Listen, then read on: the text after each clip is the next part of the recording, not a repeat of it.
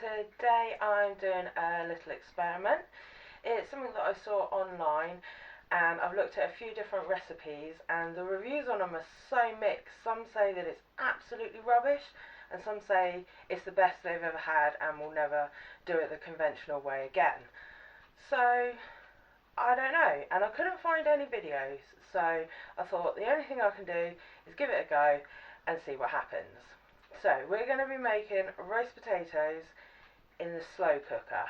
Now I know that sounds silly because they're going to take hours, but I think if it works it frees up some space for Christmas in the oven, because I've only got a small oven and it's really hard, especially when you're trying to do vegetarian and meat. There's just not enough space. So fingers crossed this works. But let's have a look and see what we do. Okay, so the first thing we've got is the slow cooker out, and we're going to turn this up onto high. And we're going to add 3 tablespoons of olive oil, or whatever you normally use for cooking your roast potatoes in.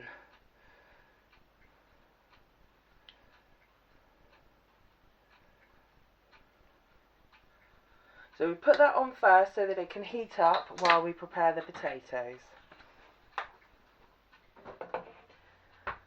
Okay, so I have about 700 grams of potatoes. I don't know if we'll be able to use them all because they've got to go on a thin layer, an even layer at the bottom. But we're going to chop all these up and then see how many we can fit.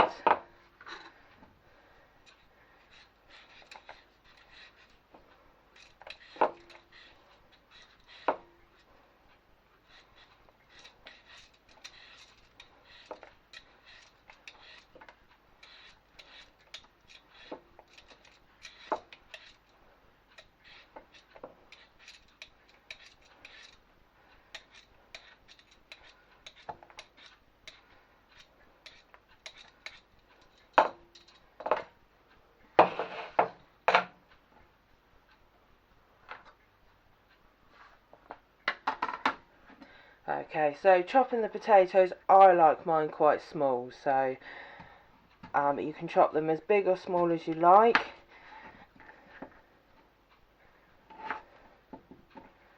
That's probably the biggest that I would do.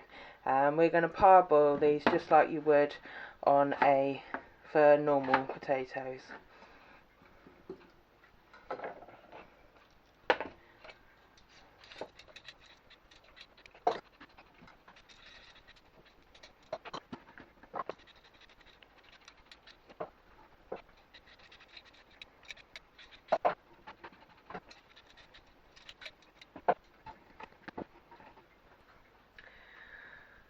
Okay, once that's done, just add some salt and we're going to parboil these for 10 minutes, just like normal, and then we're going to drain them.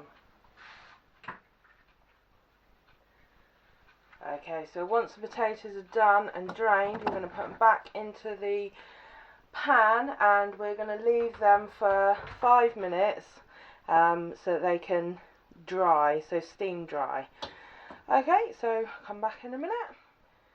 Okay, so they're pretty dry now, so we are going to add a tablespoon of corn flour, a teaspoon of garlic granules and a teaspoon of rosemary. You can use whatever herbs and spices you like, but the flour will help keep them dry so they go more crispy. So once that's in, we're just going to toss this a bit so that it coats everything and the potatoes get a bit fluffy.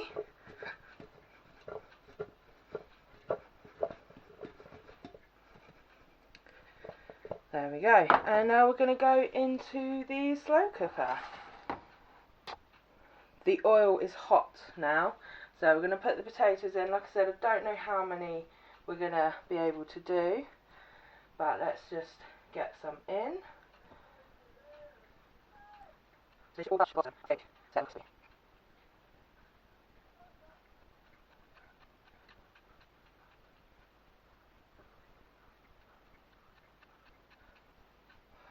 Okay, so that's actually most of the potatoes. There's a few left in there, so I think that's probably about right. So the next step is the most important. We need to put a tea towel over the top and then the lid. So the tea towel is going to soak up any extra moisture that's coming out of those potatoes so that they don't go soggy and they still go crispy. Now the recipes that I've been reading, they vary between 3 and 4 hours, so we're just going to go with it and we'll see how long it takes. You should turn them every hour, so that way you can keep an eye on them. So we'll have a look in an hour and see what's going on. Okay, so it's been 1 hour, let's have a look.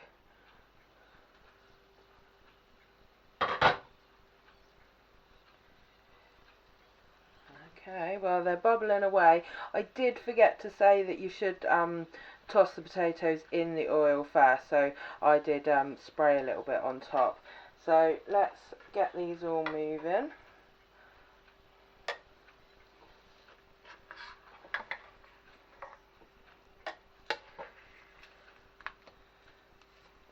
Now I can see some crispy bits on there already.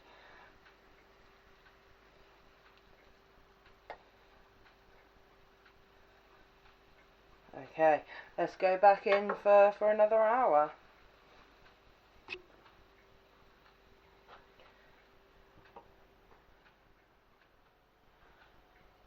2 hours in. Let's have a look. I can hear them sizzling.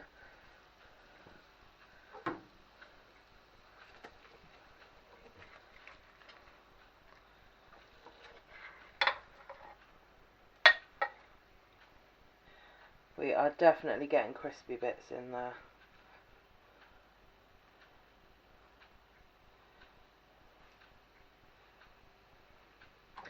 Okay, let's go for another hour.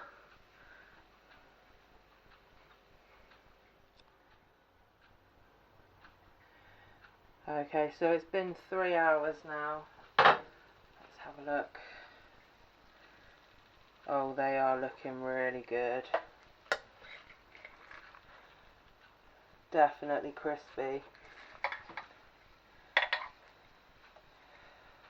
Well, I mean, they could go right now, but I'm going to give them a little bit longer. I'm going to give them another half an hour, and I think they'll then be ready.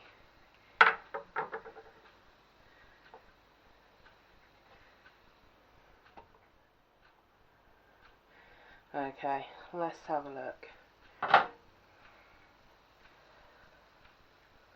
Well, I think they are done.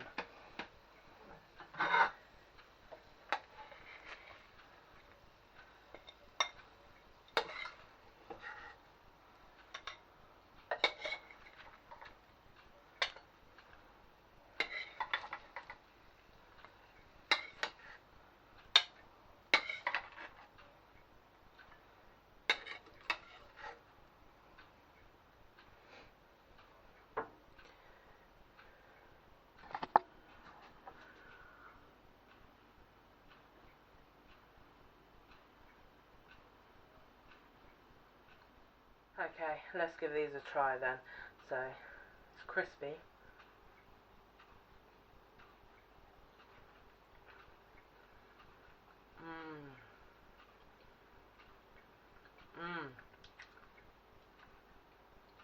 That's a good roast potato.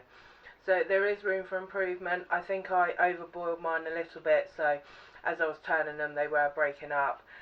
And I think the first cook, rather than turning them after an hour, we should leave it maybe an hour and a half, maybe 2 hours, because as I was turning them the crispy bits were falling off, so I think they needed a bit longer.